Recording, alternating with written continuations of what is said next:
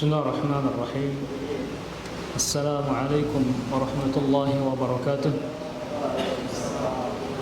إن الحمد لله نحمده ونستعينه ونستغفره ونعوذ بالله من شرور أنفسنا ومن سيئات أعمالنا. من يهده الله فلا مضل له ومن يضلل فلا هادي له. أشهد أن لا إله إلا الله وحده لا شريك له وأشهد أن محمدا عبده ورسوله.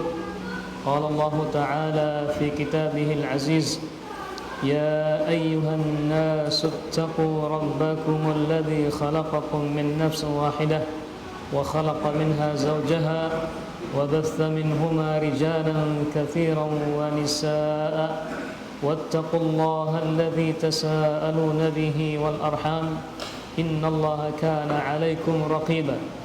فإن أصدق الحديث كتاب الله وخير الهدي هدي محمد صلى الله عليه وسلم وشر الأمور محدثاتها فإن كل محدثة بدعة وكل بدعة ضلالة وكل ضلالة في النار. أما بعد. Ikhwani a'izza'i rahimakumullahu jami'an.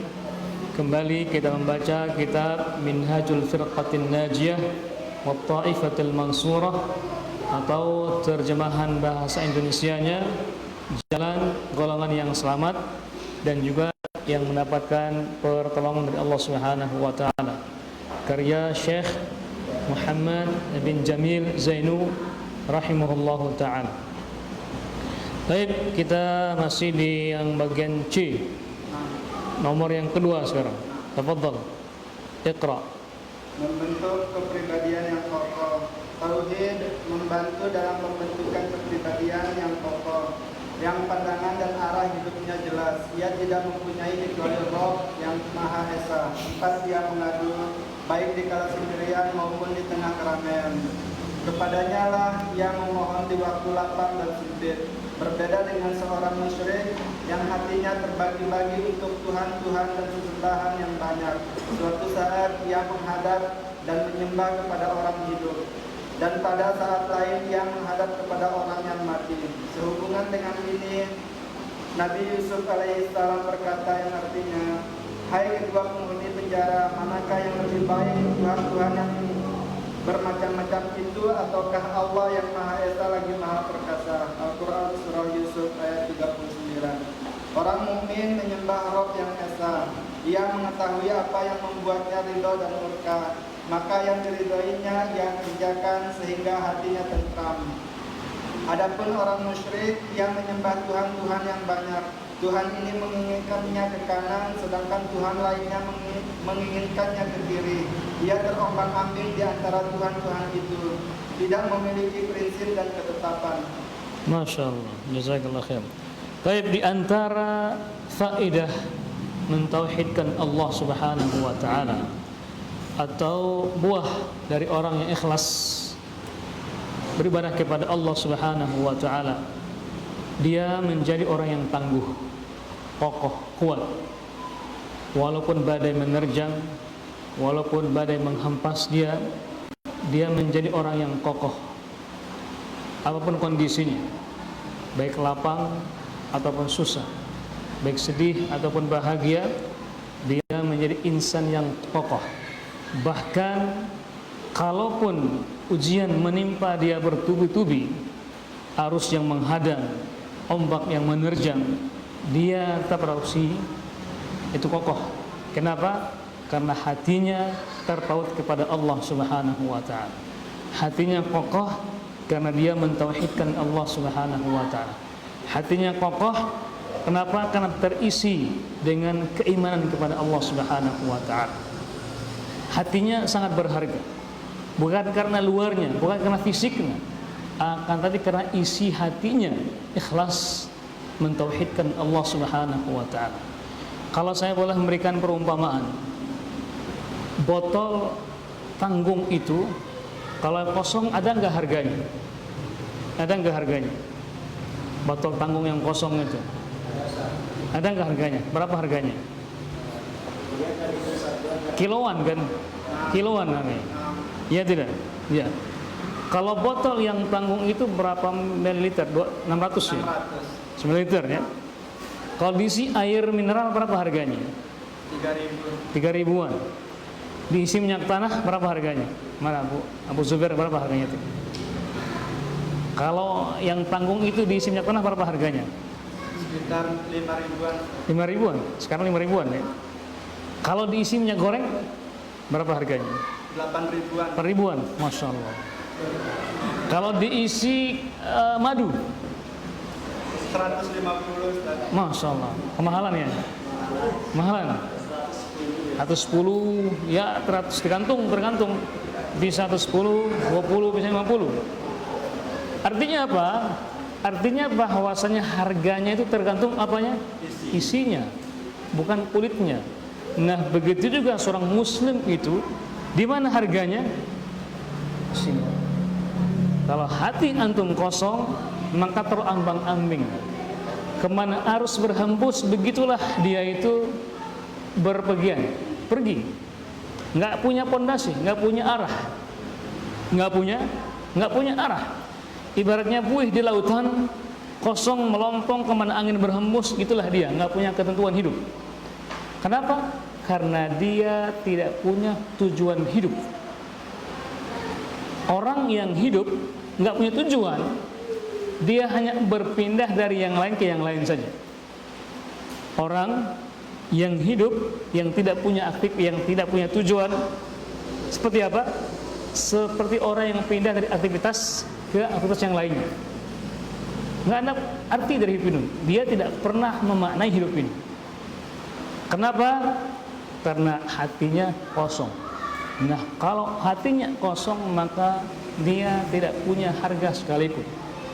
Dia tidak punya nilai. Tapi kalau ada hatinya, ada isinya, berisi, maka itulah tergantung isinya. Nah, sekarang apa isi hati kita sekarang ini? Apakah kita mengharap ridha Allah Subhanahu wa taala ataukah mengharap pujian manusia?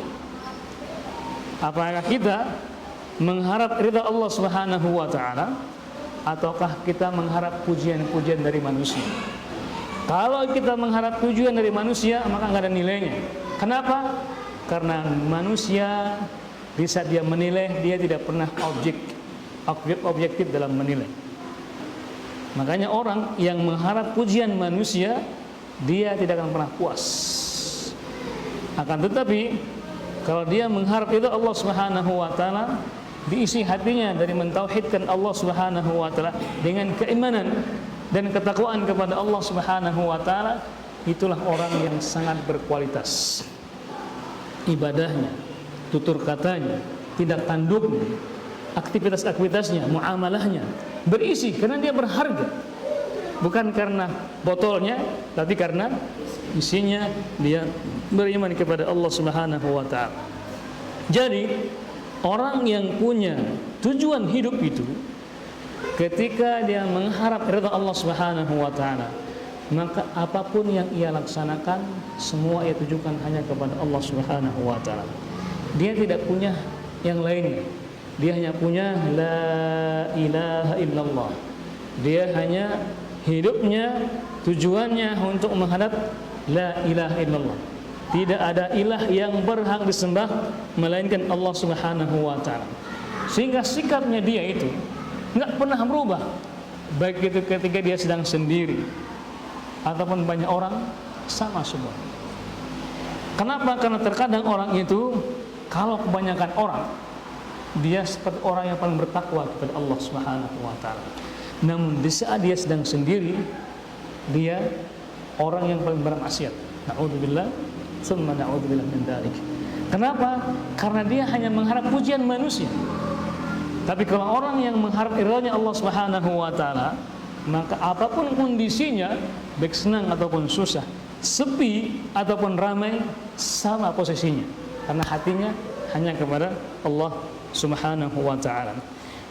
Dan juga orang yang seperti ini ketika berhadapan atau beribadah kepada Allah Subhanahu wa taala, doa-doanya pun sama. Baik itu ketika dia bahagia ataupun senang, tetap hatinya hanya kepada Allah Subhanahu wa taala. Lain kalau kita bandingkan dengan orang-orang yang musyrik. Orang yang syirik kepada Allah Subhanahu wa taala, hidupnya terombang-ambing. Kenapa dikatakan demikian? Karena pertama, isinya tidak ada. Kalau isinya tidak ada hatinya, maka siapa yang datang itulah yang akan mewarnai hatinya. Siapa yang kuat. Kalau ada orang yang banyak uangnya, maka ia ikut kepada orang yang banyak uangnya. Kalau ada orang yang banyak jabatannya atau tinggi jabatannya, dia ikut dengan orang yang tinggi jabatannya. Ketika dia berteman dengan orang-orang yang buruk, dia ikut berteman dengan orang buruk. Kenapa? Karena kosong. Nah, kalau kosong kan semudah diisi kan? Lain kalau hatinya sudah penuh dengan keimanan, maka mentalnya. Sama juga di saat perut kita sedang lapar misalnya. Perut kita sedang lapar. Semakin lapar kan semakin kita tergiur dengan apa saja makanannya. Betul tidak? Ya enggak? Ingin terus makan karena lapar kita. Coba kalau sudah kenyang, walaupun makan yang paling enak pun kita nggak tergiur karena sudah kenyang. Nah, begitu juga orang yang ikhlas kepada Allah, orang yang mentauhidkan Allah Subhanahu wa taala, hatinya full. Ini tergiur, ada ada korupsi, nggak tergiur. Ada jabatan, enggak. Kenapa? Penuh hatinya karena Allah Subhanahu wa taala. Kalau yang kosong, semua. Coba antum lihat orang yang kelaparan, atau antum sedang kelaparan, apa antum laksanakan? Hantam semua, hantam pedam ya, masya Allah. Apapun yang penting masuk. Tapi nanti ujung-ujungnya apa? Sakit perutnya. Ujung-ujungnya apa? Sakit kan, penyakitan jadi ya. Malas. Ujung-ujungnya bertindak yang tidak sesuai dengan syariat. Oleh karena itu ini pentingnya sarapan ini. Ini pentingnya sarapan. Dan pentingnya juga mengisi hati ini dengan mentauhidkan Allah Subhanahu wa taala. Jadi orang yang musyrik itu, orang yang syirik kepada Allah Subhanahu wa taala, hidupnya terombang-ambing. Kenapa? Karena dia tidak punya tujuan. Kemudian hatinya itu tercabik-cabik. Kadang ke sana, kadang ke sini. Kenapa? Karena dia punya banyak ilah. Dia punya banyak Tuhan yang harus sembah. Ada Dewi Pertuna, ada Tuhan, ada dewa apa namanya? Fortuner, otomobil ya. Ada dewa jalanan, ada dewa mana? Hanya dia bingung sendiri. Ini Tuhan saya yang mana ya sebenarnya nih? Tapi kalau orang beriman kepada Allah, santai dia, masalah Tuhannya Maha Esa, satu, nggak ada yang lainnya. Jadi orang-orang yang musyrik ini, dia sudah hidupnya tidak tenang, maka dia menderita. Yang walaupun dia banyak hartanya, yang walaupun dia punya jabatan yang tinggi. Makanya kalau coba antum lihat orang-orang yang bergelimang harta, kalau dia tidak beriman kepada Allah Subhanahu wa taala, stres jadi. Makanya jangan heran banyak orang yang bunuh diri. Banyak orang yang bunuh diri, gantung diri. Itulah orang-orang kafir itu, meninggalnya penuh dengan penderitaan. Penuh dengan, kenapa? Karena dia sendiri tidak bisa menikmati hasil dari kekayaan yang dia dapatkan di dunia ini. Dia sendiri nggak bisa menikmatinya. Waktu masih hidup pun dia nggak bisa menikmatinya. Kalau kita kan masalah pakainya bagus, rapi, tentram jiwa. Mereka walaupun hartanya banyak, pakainya itu aja. Bantu melihat di Sumbawa ini, ya, pakainya itu aja. Ini orang kayak nggak punya pakaian, padahal punya uang. Kenapa? Karena dia menderita. Sebenarnya dia menderita. Makanya jangan lihat dari penampilannya, jangan lihat dari lihatlah hatinya tersebut. Lihatlah hatinya. Kemudian orang yang syirik kepada Allah Subhanahu wa taala juga, dia terkadang dia datang mendatangi orang, minta saran. Kira gini, datang ke dukun, tambah stres. Dia datang kemana-mana, dia tidak punya jawaban yang pasti. Kenapa? Jawabannya berbeda-beda. Akhirnya dia bingung sendiri, apa yang harus saya laksanakan. Yang sana suruh pergi mandi ke 7 sumur, yang sana nggak usah mandi, kamu ngasih aja ini ke sana katanya. Oh enggak, kamu taram ini. Bingung dia sendiri. Apakah dia harus mandi 7 sumur, atau mandi dengan 7 bunga, atau mandi dengan mandi susu? Karena mandi susu juga. Bingung sendiri dia. Orang yang mentauhidkan tidak demikian. Makanya Yusuf alaihissalam ketika beliau di penjara, beliau lebih memilih di penjara daripada apa? Daripada mengikuti kemauan godaannya wanita. Luar biasa. Ujiannya laki-laki itu banyak. Tahta, harta, wanita. Sekarang ada keempat, paket data ya. Banyak yang lewat situ. Ini barusan lewat ini. Ini alhamdulillah saya sudah masukkan matikan internetnya. Kadang-kadang lewat dia.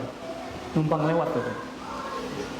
Nah, Nabi Yusuf alaihissalam lebih memilih masuk penjara, lebih aman dari godaan-godaan tersebut daripada menuruti apa yang mereka inginkan. Nah, Nabi Yusuf walaupun di penjara, beliau berdakwah di jalan Allah Subhanahu wa taala. Beliau berkata kepada dua temannya, ya sahibai sijn, arbabun mutafarriqun khairun amillahil wahidul qahar. Wahai sahabat-sahabat, Nabi Yusuf ini bertanya, bukan hanya bertanya, tapi memberikan pernyataan, bukan pertanyaan. Walaupun dialeknya, istilahnya sigotnya itu, sigot namanya, ya. Walaupun katanya itu seperti pertanyaan, tapi tidak. Tapi itunya pernyataan, memberikan pernyataan. Wahai dua temanku yang masuk penjara ini, apakah Tuhan yang banyak itu lebih baik daripada Tuhan yang satu, yang Maha Kuasa? Ini bukan pernyataan, tapi pernyataan bahwasanya Allah yang Maha Esa itu lebih baik daripada Tuhan yang banyak. Kenapa? Seorang yang beriman kepada Allah Subhanahu wa taala, seorang yang beriman kepada Allah Subhanahu wa taala, dia hanya menyembah kepada Allah Al-Wahid, Allah yang Maha Esa. Kenapa? Dengan demikian itulah tujuan hidupnya dia. Itulah tujuan hidupnya dia, dan hatinya pun bisa tenang. Kenapa? Hanya bertuju kepada satu Tuhan saja. Tapi kalau orang musyrik tidak, dia menyembah kepada Tuhan yang banyak. Tuhan yang banyak itu. Tuhan yang banyak berarti jadi hantu. Coba antum ulang. Tuhan jadi hantu jadi. Jadi menyembah Tuhan yang banyak itu jadi hantu. Kenapa? Yang sana mengatakan ayo ke kanan, yang sana mengatakan ke kiri, yang sana mengatakan, berputar-putar jadinya, akhirnya pusing sendiri. Jadi itu diantara orang atau hikmah orang yang mentauhidkan Allah Subhanahu wa ta'ala. Yang ketiga, tauhid sumber keamanan dan kedamaian manusia. Sebab tauhid memenuhi hati para ahlinya dengan keamanan dan ketenangan. Tidak ada rasa takut kecuali kepada Allah. Tauhid menutup rapat celah-celah kekhawatiran terhadap istri, jiwa dan keluarga. Rasa takut terhadap manusia, jin, kematian dan lainnya menjadi sirna. Seorang mukmin yang mengesahkan Allah hanya takut kepada satu, yaitu Allah. Karena itu ia merasa aman ketika manusia ketakutan dan merasa tenang ketika mereka takut. Hal itu diisyaratkan oleh Al-Quran yang artinya orang-orang yang beriman tidak mencampur adukan iman mereka dengan kezaliman atau kesyirikan. Mereka itulah orang-orang yang mendapat keamanan, dan mereka itulah orang-orang yang mendapat petunjuk. Al-Quran surah Al-An'am ayat 82. Keamanan ini bersumber dari dalam jiwa, bukan dari penjagaan polisi atau pihak keamanan lainnya. Dan keamanan yang dimaksud adalah keamanan dunia. Adapun keamanan akhirat adalah lebih besar dan lebih abadi yang akan mereka rasakan kelak. Yang demikian itu mereka peroleh sebab mereka yang mengesahkan Allah, mengikhlaskan ibadah hanya untuk Allah, dan tidak mencampur adukan tauhid mereka dengan syirik. Karena mereka mengetahui bahwa syirik adalah kezaliman yang besar.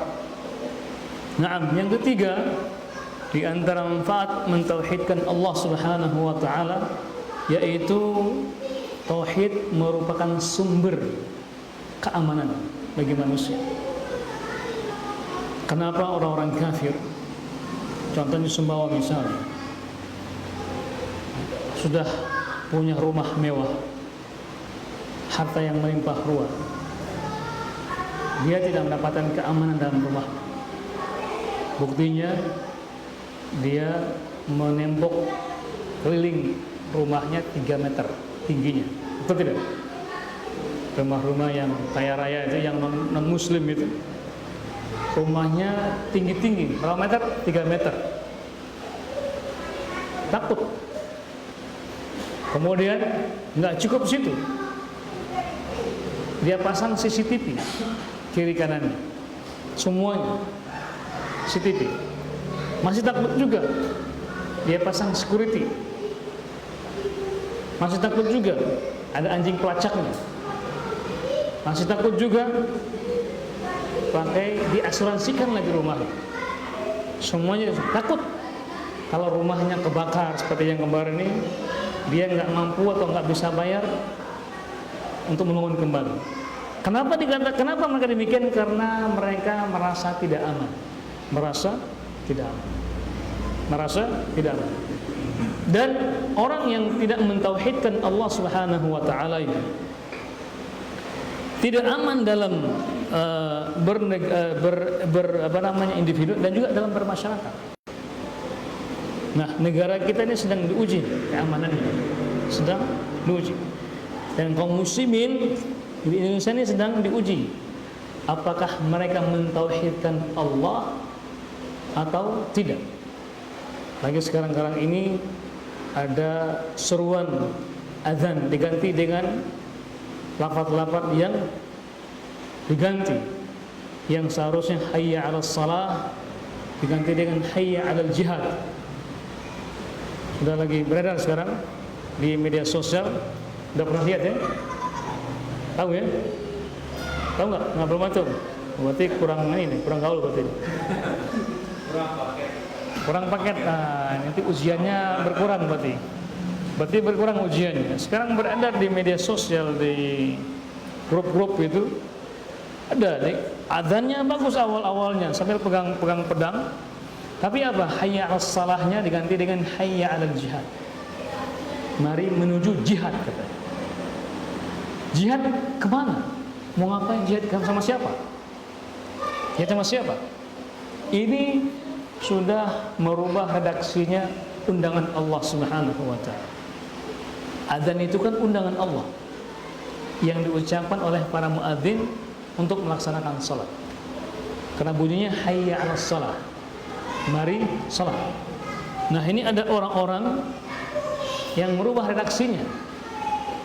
Kalau antum punya atasan, ada undangan, merubah redaksi undangannya, itu bisa dipidana, bisa kena kuhab, apalagi sampai merubah tanda tangannya. Nah, bagaimana kalau yang dirubah itu redaksinya Allah Subhanahu wa taala? Kira-kira apa terjadi? Itu lebih mungkar dari hanya merubah redaksinya manusia. Kenapa? Karena dia telah merubah redaksinya Allah Subhanahu wa taala. Hayya 'alal jihad katanya. Kemudian disuruhkan juga tentang revolusi akhlak katanya. Apa namanya? Bukan revolusi. Apa? Revolusi mental. Ada juga sekarang revolusi akhlak. Revolusi akhlak. Itu jauh sebelum ini dikumandangkan, Nabi SAW sudah menekankan. Dan perkataan yang lalu beliau bersabda, "Innama bu'ithtu liutammima makarim akhlak." Sungguhnya aku diutus untuk menyempurnakan akhlak yang mulia. Itu seruan Nabi sallallahu alaihi wasallam. Itu sabda Nabi yang mulia. Makanya seorang muslim yang beriman kepada Allah, yang mentauhidkan Allah Subhanahu wa taala, tidak perlu menunggu surat tersebut. Cukup dengan mengamalkan sunnah Nabi kita Muhammad sallallahu alaihi wasallam. Dan ingatlah, Al-Qur'an telah mengajarkan kepada kita bagaimana sikap kita kepada pemimpin yang zalim ataupun yang tidak. Yang zalim pun dalam Al-Quran Allah mengatakan apa dalam firman-Nya, ketika Allah memerintahkan Nabi Musa dan Harun untuk menghadap Fir'aun. Siapa yang paling zalim dari Fir'aun? Tidak ada. Fir'aun sampai mengatakan ana rabbukumul a'la.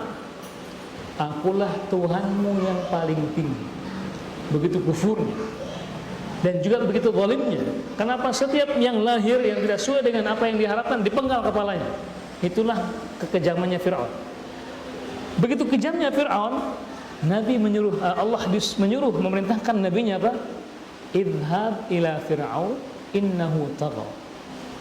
Faqula lahu qawlan layyinan.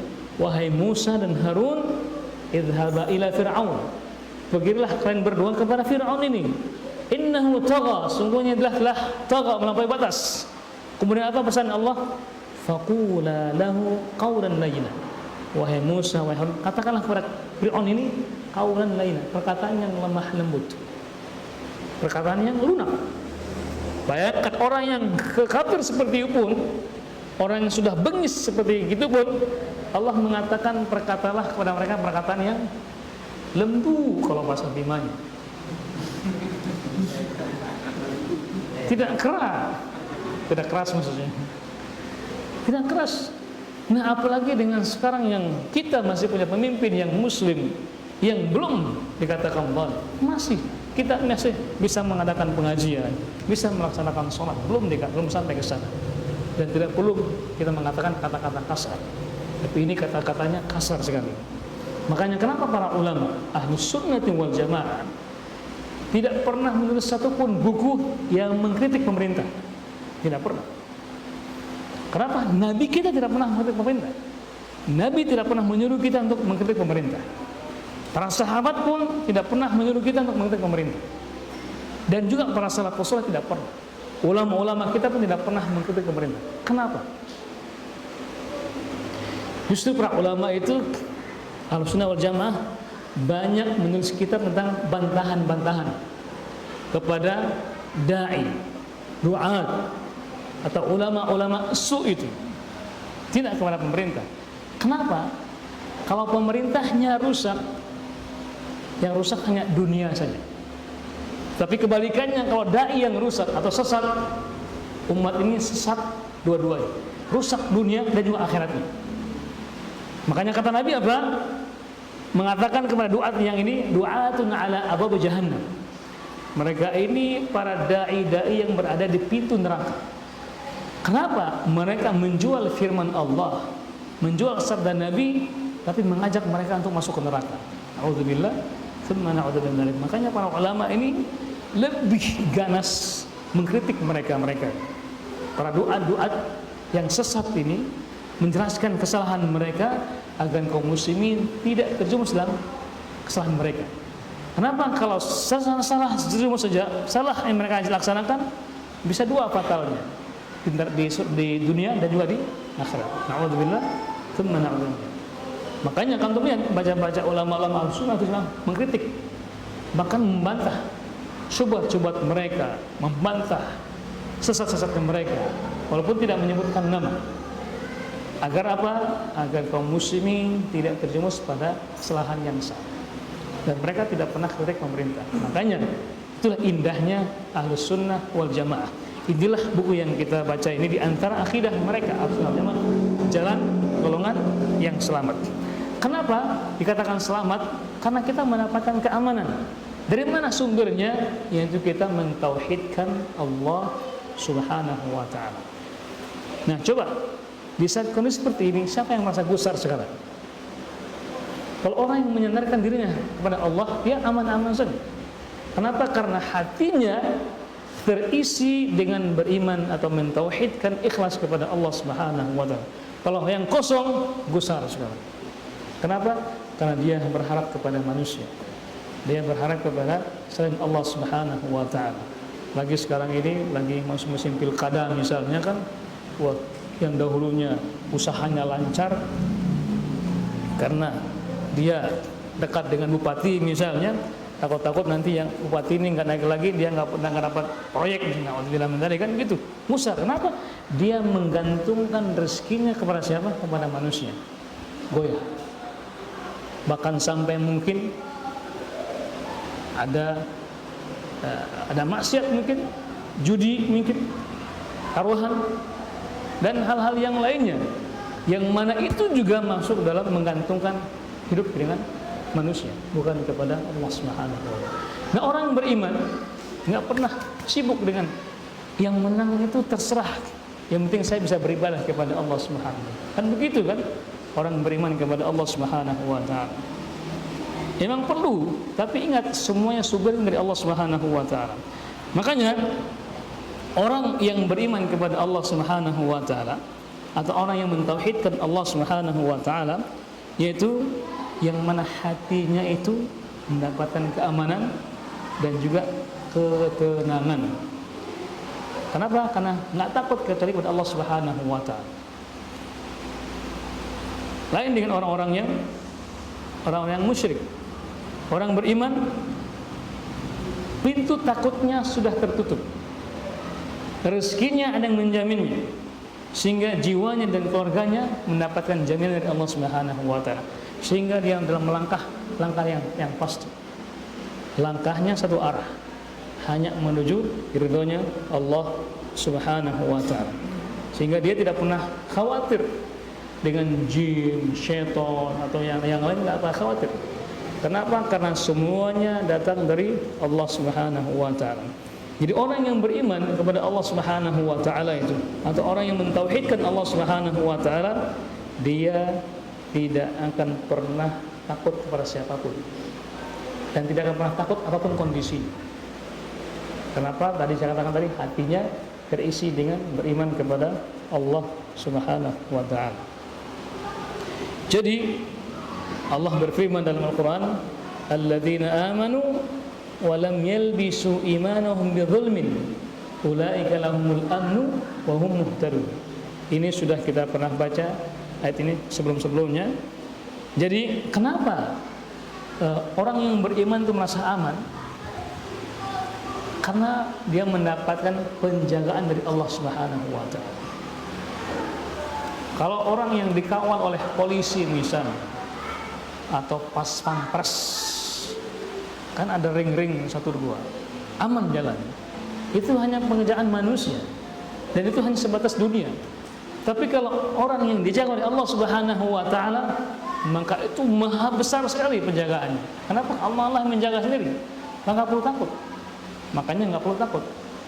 Orang yang beriman itu enggak pernah takut. Nabi sallallahu alaihi wasallam kalau jalan tuh enggak pernah oleh kiri kanan, lurus tuh dan cepat jalan. Kenapa? Aman. Kenapa aman? Karena mentauhidkan Allah Subhanahu wa taala, maka Allah menjaganya. Allah berfirman kan, "Ihfazillah yahfazka." Jagalah Allah, maka Allah akan menjagamu. Kata para ulama, bagaimana cara kita menjaga Allah? Dengan mentauhidkan Allah Subhanahu wa taala. Kalau kita sudah mentauhidkan Allah, yahfazka, maka Allah akan menjagamu. Luar biasa. Dan tentunya juga orang yang mentauhidkan Allah itu karena mereka atau dia mengikhlaskan niatnya hanya kepada Allah Subhanahu wa taala. Jadi yang kelima ya, atau yang terakhir? Yang keempat. Masih ada waktu? 10 menit lagi. Ya, kita sisakan buat pertanyaan. Ya, biasanya kan ada pertanyaan. Baik, kita sisakan yang keempat dengan yang kelima untuk pertemuan berikutnya. Wallahu ta'ala alam. Ini yang bisa kita sampaikan pada kali ini. Mudah-mudahan bermanfaat. Kalau ada yang salah itu dari Allah Subhanahu dari anak sendiri. Kalau ada benarnya itu dari Allah Subhanahu wa taala. Baik, sebelum kita akhiri mungkin ada yang perlu ditambahkan, dikoreksi atau disampaikan atau ditanyakan. Tafadhol.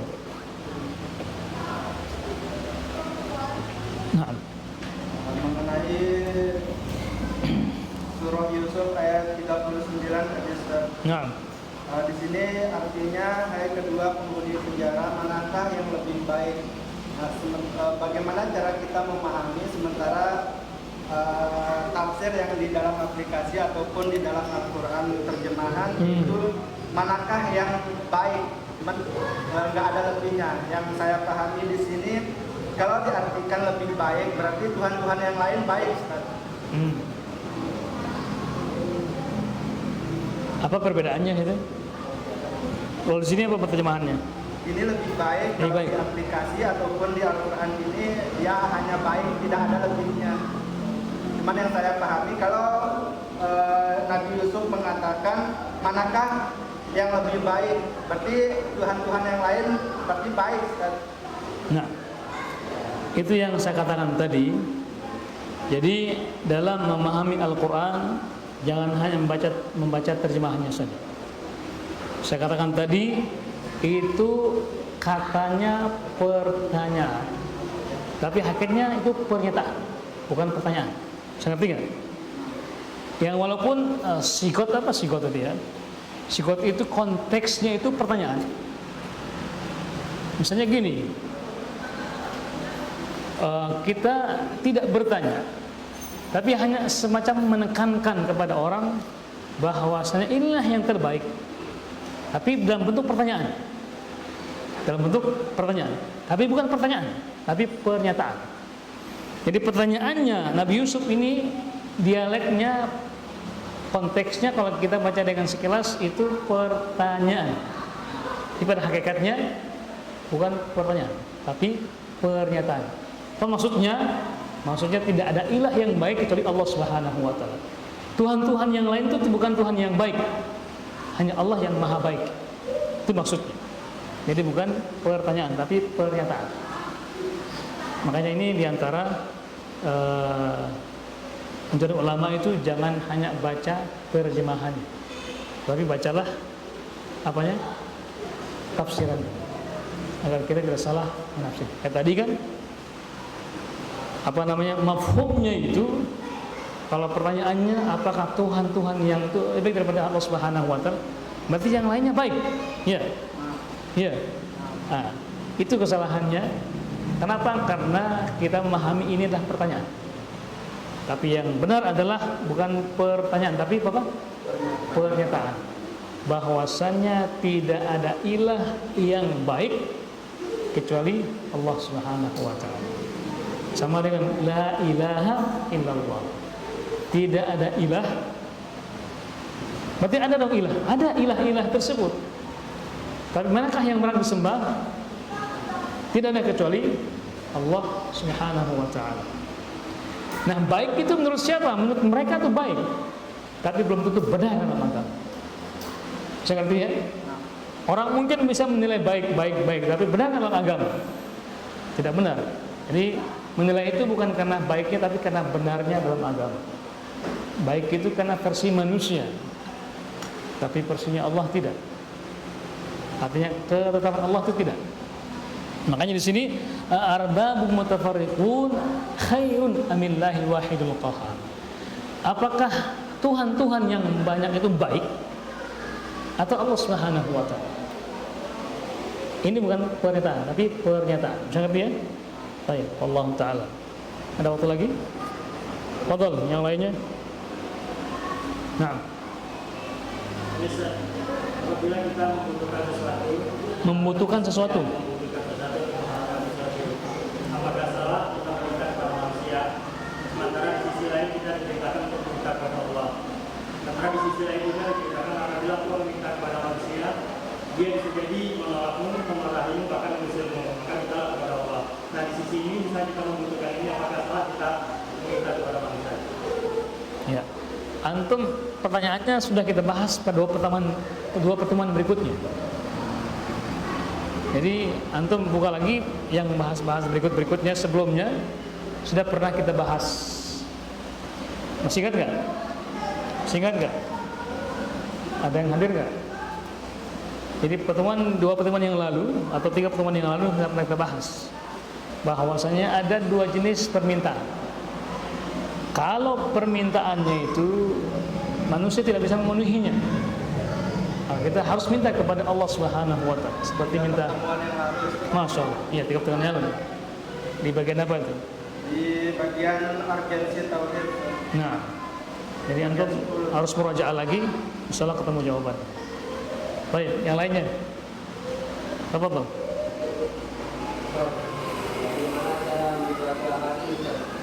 Bagaimana cara menjaga hati? Ya, bagus pertanyaannya. Bagaimana cara menjaga hati? Rumah yang bagus itu ketika dirawat, dibersihkan, ditata rapi, kemudian semua yang merusak mata kita rapikan lagi. Itulah rumah yang sehat dan rapi ketika dirawat. Mobil yang bagus itu, Abu Wildan, yang diapakan? Yang diservisnya secara berkala, kemudian semuanya dirawat, olinya, kemudian ya Abu Wildan tahu ya, mobil yang baik kan ketika dia dirawat. Nah, begitu juga hati kita ini, bagaimana cara menjaganya? Dengan merawatnya. Dengan merawatnya. Ya, bagaimana cara merawatnya? Dengan terus diberi amunisi vitamin-vitamin. Tubuh kita ini, kalau kita tidak merawat, menjaganya, maka fisik kita akan drop. Betul nggak Bu Davi? Ya. Jangan hanya dipakai terus tapi nggak pernah dirawat, maka akan drop. Nah, ada di antara bagian tubuh kita ini yang harus kita jaga, itu hati kita ini. Maka rawatlah hati kita ini. Dengan apa? Ingat, di sana itu ada penyakit-penyakit yang akan menimpa hati kita. Kata Ali radhiyallahu anhu ketika berkata kepada sahabatnya, teman-teman tabi'in, bernama Kumail bin Ziyad. Kumail bin Ziyad. Nah, inilah diantara hikmahnya membaca kisah para sahabat itu, kita menemukan nama-nama yang mungkin tidak akan pernah kita dengar, tapi nama Islam. Karena sering kita temukan dari kaum muslim itu mencari nama-nama buat anaknya yang tidak sama tapi keren gitu. Ya, akhirnya mereka cari di Google, ya nemunya Davi, namanya apalagi Johnny misalnya kan. Tapi kalau antum baca buku-buku yang menceritakan sahabat, maka antum temu dengan nama-nama yang indah. Seperti nama anak saya sekarang ini Haitham misalnya. Haitham itu artinya orang yang teliti. Kalau burung itu dia rajanya burung, Al-Haitham. Dan ternyata sahabat itu punya ada 9 sahabat yang bernama Al-Haitham. Ada 9 sahabat yang bernama Haitham. Yang paling tua itu Abul Haitham. Ada Haitham bin Qais, ada 9 sahabat namanya Haitham. Sudah pernah kan Haitham? Sudah sering dengar nama Haitham? Belum pernah ya? Iya. Tapi kalau antum sering baca buku-buku sahabat, akan terus nama Haitham. Bahkan Haitham itu kan nisbatnya ulama Imam Syafi'i. Di antara ada An-Nawawi, ada Al-Haytham, Ibnu Hajar Al-Haytham, ada Ibnu Hajar Al-Asqalani, ada Ibnu Hajar Al-Haytham. Baik, kembali ke yang tadi itu. Jadi Ali bin Abi Thalib berkata kepada sahabatnya, temannya itu tabi'in, muridnya Kumail bin Ziyad. Apa namanya? Kumail. Nah, nanti kalau punya anak nanti namanya Kumail, bagus. Berkata kamil, sempurna. Kumail orang sempurna, orang yang bagus. Kumail bin Ziyad berkata, hal qulubi aw'aha. Hati yang paling baik itu orang yang mengisinya dengan kebaikan-kebaikan. Hati yang paling baik itu apa? Ketika diisi dengan kebaikan-kebaikan. Maka itulah dengan cara menjaga hati, dengan mengisinya dengan kebaikan-kebaikan. Jangan pernah kosong dari kebaikan-kebaikan. Nah, manakah kebaikan itu yang harus kita isi? Ingat, semua penyakit itu pasti ada obatnya. Dan hati itu bisa sakit. Kalau fisik itu kan bisa liver, apalagi jantungan, apalagi ginjal, enggak, penyakit hati maksudnya, penyakit hati. Nah, dari segi non medisnya itu bisa ada hasad, ada iri, ada dengki, ada benci, Ada rindu juga penyakit ya. Ada cinta juga, cinta yang bukan pada tempatnya. Ada yang lewat set, masya Allah, jatuh hati gitu. Hatinya jatuh, mau copot. Kan bahaya juga kan. Kadang ada yang di rumah ini, kok ini ada yang masya Allah lewat lagi nih. Kan itu penyakit hati juga. Cinta bukan pada tempatnya, juga penyakit hati. Nah, kalau kita tidak menyingkirkan itu dengan merawatnya, menjaganya, maka bisa menjadi penyakit hati. Bisa menjadi penyakit hati. Kata Nabi sallallahu alaihi wasallam, innallaha lam yanzilu da'in illa wasalahu dawa. Sungguhnya Allah tidak akan menurunkan penyakit kecuali Allah juga menurunkan obatnya, penawarnya. Pasti ada penawarnya. Dan obatnya hati itu apa? Membaca, berzikir kepada Allah Subhanahu wa taala. Ala bidzikrillah tatma'innul qulub. Bukankah dengan berzikir kepada Allah menenangkan hati? Dan zikir yang paling baik itu adalah apa? Dengan membaca Al-Qur'anul Karim. Itulah cara merawat hati kita dengan membaca Al-Qur'an. Hati ini keras, tapi kalau mendengarkan kajian-kajian, ceramah-ceramah akan lunak ya. Makanya kalau orang keras-keras itu mendengarkan Al-Qur'an Karim, dia akan lunak. Contoh Umar bin Khattab radhiyallahu anhu. Ada enggak? Sudah ya? Kita adzan dulu, Pak.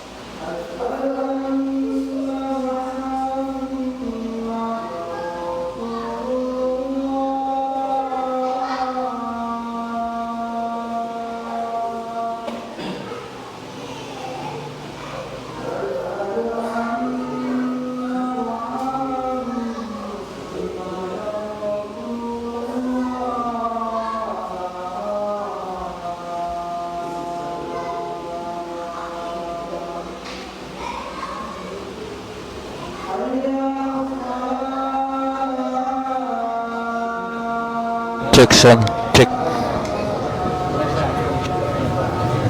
Ini jaganya.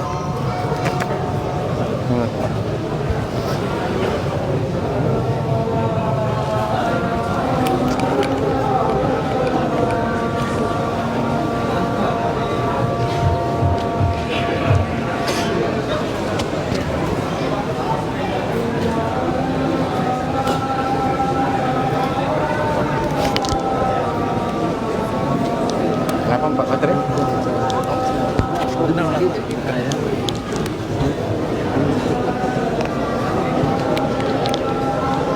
Kapol.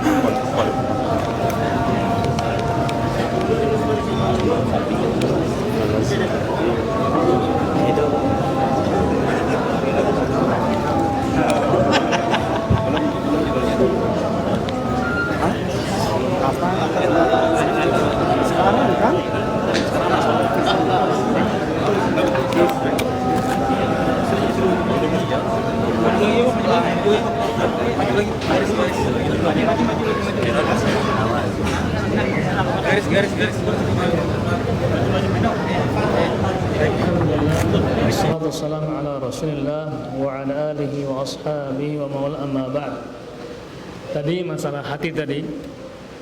Jadi hati yang keras atau hati yang apapun itu, kalau mendengarkan firman Allah Subhanahu wa taala, maka dia akan menjadi lunak. Dia akan menjadi lunak. Sebagai contoh misalnya Umar bin Khattab radhiyallahu anhu, dahulu sebelum masuk Islam, beliau hanya benci dalam hatinya. Apa kebenciannya? Ingin membunuh Nabi kita Muhammad SAW, ingin membunuh Nabi SAW. Suatu ketika beliau mengambil pedangnya, ingin mencari Nabi Muhammad SAW dan ingin membunuhnya. Sebelum beliau pergi, beliau terperanjat dengan saudara-saudarinya yang sedang apa? Yang sedang membaca beberapa ayat dari Al-Quran Karim. Akhirnya Umar bin Khattab terperanjat dan kaget. Ini perkataan apa ini? Lain daripada yang lainnya. Bahasa Arab, tapi baru saya ini mendengarnya kan, begitu indahnya. Ini dikatakan inilah Al-Quran Karim. Inilah Al-Quran Karim. Inilah Al-Quran. Atau sebelumnya beliau tidak membunuh, beliau diminta oleh saudarinya untuk mendengarkan Al-Quran. Dengarkan dulu katanya, dengarkan dulu. Betul, ketika beliau mendengar Al-Quran, langsung hatinya lunak. Dan Al-Quran adalah sebagai detektor apakah kita itu beriman atau tidak. Jadi kalau panas kan ada pendeteksinya kan, panas kan, tembak, oh panas dia. Nah hati kita ini kalau kita ingin mendeteksinya, cukup dengan apa? Dengan membaca Al-Quran Karim. Allah berfirman, innamal mu'minuna idza dzukirallah wajilat qulubuhum wa idza tuliyat 'alaihim ayatuhu zadatum imanan. Artinya apa? Sungguhnya orang-orang beriman itu ketika diingat tentang Allah Subhanahu wa taala, maka hatinya bergetar. Dan ketika dibacakan Al-Quran, maka menambah pertama iman mereka kepada Allah Subhanahu wa taala. Maka itulah detektor hati kita. Mau tahu bagaimana hati kita sehat atau tidak, bacalah Al-Quran. Mau tahu hati kita terawat atau tidak, bacalah Al-Quran. Kalau masih bergetar, maka ada keimanan. Kalau tidak ada getaran-getarannya, berarti sedang ada penyakit dalam hati kita. Maka jagalah dia, rawatlah dia dengan tadi, perbanyak kebaikan-kebaikan. Wallahu ta'ala alam. Cukup ya? Ada lagi? Bisa bebas. Cukup? Kamal? Cukup. Baik, kita akhiri dengan doa majelis. Subhanakallahumma bihamdika wa asyhadu an la ilaha illa anta wa astaghfiruka wa atubu ilaik.